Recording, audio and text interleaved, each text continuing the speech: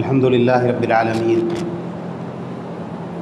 والصلاة والسلام علی آخر الانبیاء والمرسلین وعلی آلہ وصحبہ اجمعین اما بعد قال سبحانہ وتعالی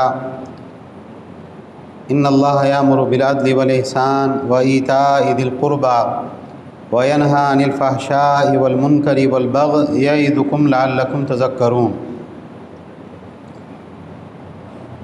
محترم حضرات، سورہ نحل سے آیت نمبر 90 ہے جو آپ حضرات کے سامنے تلاوت کی گئی ہے۔ اللہ سبحانہ و تعالیٰ نے ارشاد فرمایا کہ بے شک اللہ تعالیٰ تم کو حکم دیتا ہے عدل کا اور احسان کا اور رشتہ داروں پر مال خرچ کرنے کا، اور تمہیں روکتا ہے فحش کاموں سے، منکرات سے اور ظلم و زیادتی سے، اور تمہیں نصیحت کی جاتی ہے تاکہ تم نصیحت پکڑو۔ یہ آیت کریمہ اس اعتبار سے بڑی جانی پہچانی آیت ہے کہ آپ کہیں چلے جائے دنیا کے کسی خطے میں، عام طور سے خطبہ جمعہ کے خطبے میں اس آیت کو پڑھتے ہیں۔ اکثر آپ نے جمعہ کے خطبے میں آپ نے اس آیت کو سنا ہوگا، چاہے وہ حنفی مسجد ہو، چاہے اہل حدیث ہو، چاہے شوافع ہوں، مالکی ہو، حنبلی ہو، عام طور سے دنیا بھر کے اندر جمعہ کے خطبے کے اندر یہ آیت پڑھی جاتی ہے۔ اور ہو سکتا ہے کہ اس آیت کے پڑھے جانے کی وجہ یہ ہو کہ یہ آیت بڑی جامع آیت ہے، بہت اختصار کے ساتھ اسلام کی بہت بنیادی چیزیں اس آیت کریمہ کے اندر جمع ہیں۔ 3 چیزوں کا اللہ تعالیٰ نے حکم دیا ہے، عدل کا اللہ تعالیٰ نے حکم دیا، احسان کا اللہ تعالیٰ نے حکم دیا، اور رشتہ داروں پر مال خرچ کرنے کا اللہ تعالیٰ نے حکم دیا۔ اور 3 چیزوں سے اللہ تعالیٰ نے روکا، فحش کاموں سے، منکرات سے اور ظلم و زیادتی سے۔ اب یہ بڑی تعجب کی بات ہے کہ ہر ہفتے ایک مسلمان سن رہا ہے اللہ تم کو 3 چیزوں کا حکم کر رہا ہے، اللہ تم کو 3 چیزوں سے منع کر رہا ہے، لیکن اس کے باوجود اس کو یہ سمجھنے کی ضرورت نہیں، کبھی اس کو یہ احساس نہیں ہوتا کہ بھئی وہ کون سی 3 چیزیں جن کا اللہ حکم دے رہا ہے اور کون سی 3 چیزیں جن سے اللہ تعالیٰ منع کر رہا ہے، اور جن چیزوں کا حکم دیا گیا ان کا حکم دیا کیوں گیا ہے، اور جن چیزوں سے منع کیا گیا ان چیزوں سے منع کرنے کی وجہ کیا ہے۔ ایک کان سے سنتے ہیں اور دوسرے کان سے نکال دیتے ہیں۔ اللہ سبحانہ و تعالیٰ نے یہاں پر 3 کاموں کا حکم دیا ہے، اس میں پہلی چیز کیا ہے؟ عدل۔ جس کا جو حق نکلتا ہے، اللہ اس کے رسول نے جو چیز بتائی کہ اس کا یہ حق ہے، اس کو وہ حق پورا دے دینا اور کسی بھی وجہ سے اس کے حق کے اندر کمی نہیں کرنا، یہ عدل ہے۔ دیکھیے اللہ تعالیٰ نے قرآن میں بہت سے مقامات پر اس چیز کو ذکر کیا ہے اور کہا لا یجرمنکم شنآن قوم علی الا تعدلوا اعدلوا هو اقرب للتقوی۔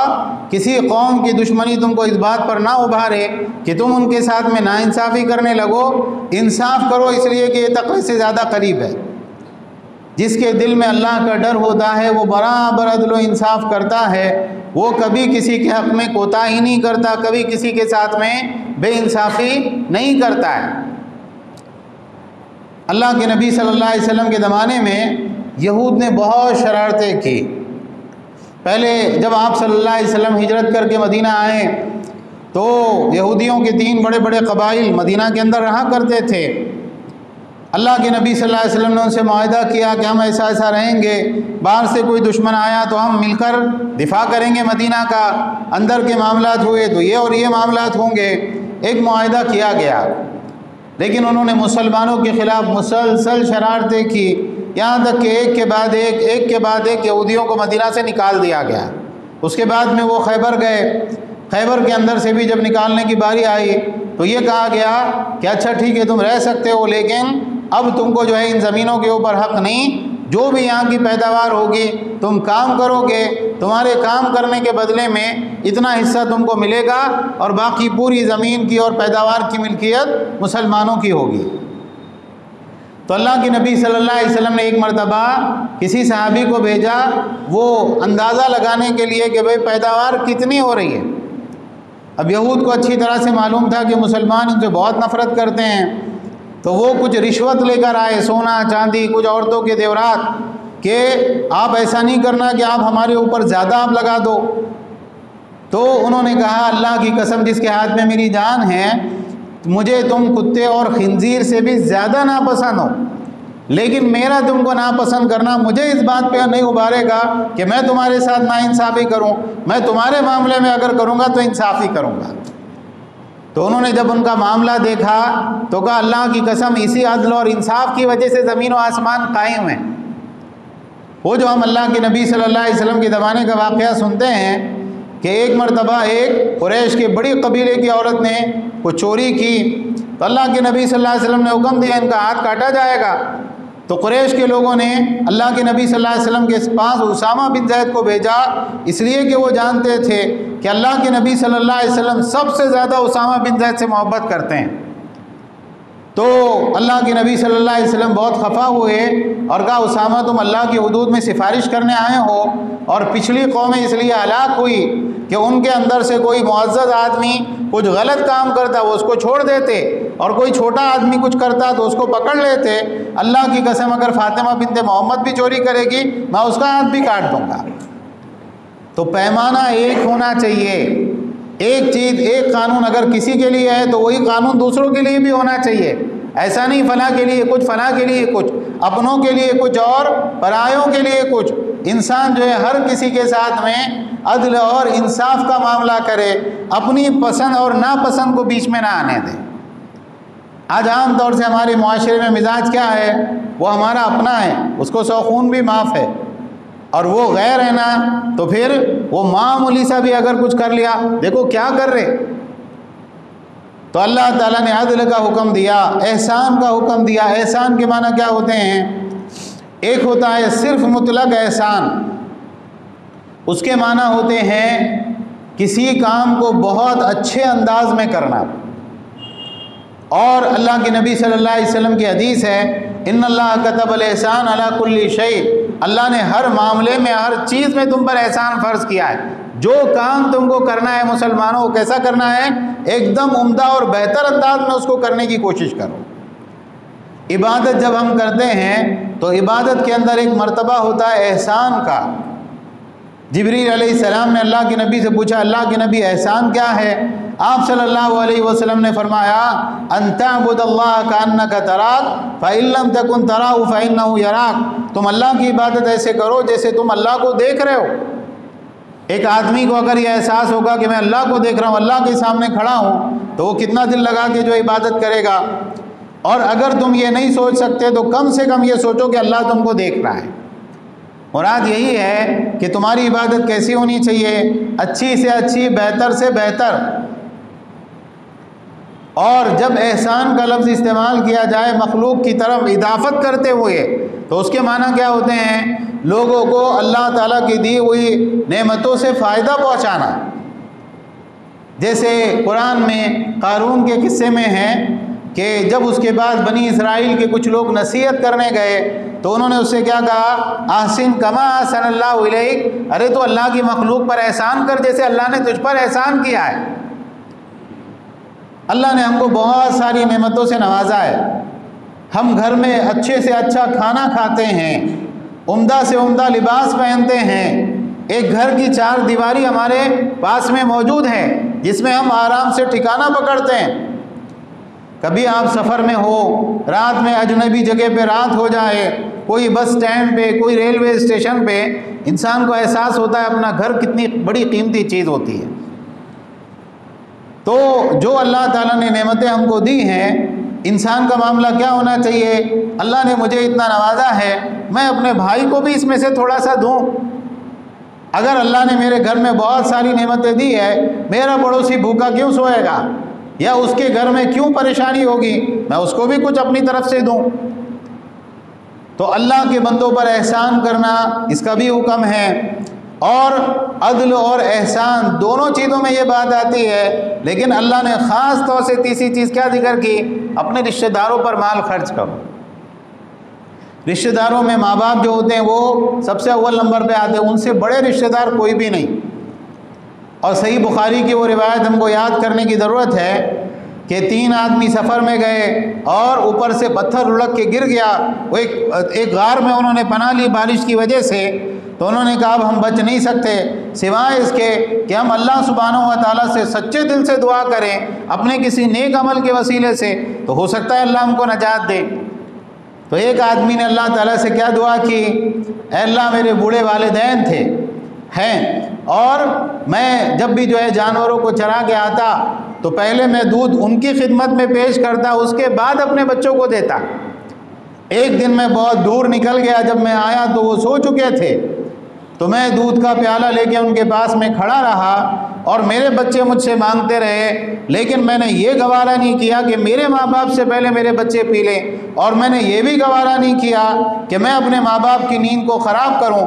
اے اللہ اگر میں نے یہ کام آپ کے لیے کیا ہے تو اللہ اس مصیبت سے ہم کو نجات دیجیے۔ ماں باپ سے بڑھ کر کوئی نہیں، سب سے زیادہ حق کس کا ہے؟ ماں باپ کا۔ بیوی بچوں سے بھی زیادہ حق کس کا ہے؟ ماں باپ کا۔ دیگر رشتہ داروں سے بھی زیادہ حق کس کا ہے؟ ماں باپ کا۔ اور قیامت کی علامات میں سے یہ بات ہے کہ آدمی اپنے دوست کی سنے گا اور باپ کی نافرمانی کرے گا۔ بہت اچھا لگتا ہے دوست، بڑی میٹھی میٹھی باتیں، بڑا پیارا انداز، اور باپ کیسا لگتا ہے؟ ظالم۔ وہ نصیحت کرتا ہے، سمجھاتا ہے، صحیح اور غلط کے بارے میں بتاتا ہے، کیا ان کو خالی چڑ چڑ کرنے کے علاوہ اور سختی کرنے کے علاوہ ان کو کوئی کام ہی نہیں ہے۔ لیکن کبھی یہ باپ چلا جائے تو اس کے بعد میں پھر انسان کو کیا ہوتا ہے؟ احساس ہوتا ہے میرے ابا ایسا بولتے تھے، کاش میں سن لیتا۔ اور جب انسان قبر میں جائے گا تو اس کے بعد میں جیسے دنیا میں باپ کی سختی کا احساس ہوتا ہے، باپ کی قدر محسوس ہوتی ہے، جب انسان قبر میں جائے گا تو اس کے بعد میں کیا سوچے گا؟ کاش اللہ تعالیٰ ایسا بولتے تھے میں سن لیتا۔ تو یہ بات یاد رکھنا چاہیے کہ سب سے زیادہ خرچ کرنے کے حقدار کون ہیں؟ والدین ہیں۔ ایک صحابی نے یہ شکایت کی ہمارے والد جو ہے وہ پیسے لیتے، تو اللہ کے نبی صلی اللہ علیہ وسلم نے کیا کہا تھا؟ تو اور تیرا مال دونوں تیرے باپ کا ہے۔ البتہ یہ ہے کہ باپ کو بیٹے کا مال ضائع کرنے کی اجازت نہیں ہے، بھائی کچھ بھی لیا لاؤ ہمارے پاس دو، تم نہیں رکھنا۔ کیوں؟ اگر ایسا ہوتا تو بیٹے کی اپنی ملکیت ہوتی ہی نہیں۔ بیٹے کا مال بیٹے کا ہے، باپ کا مال باپ کا ہے۔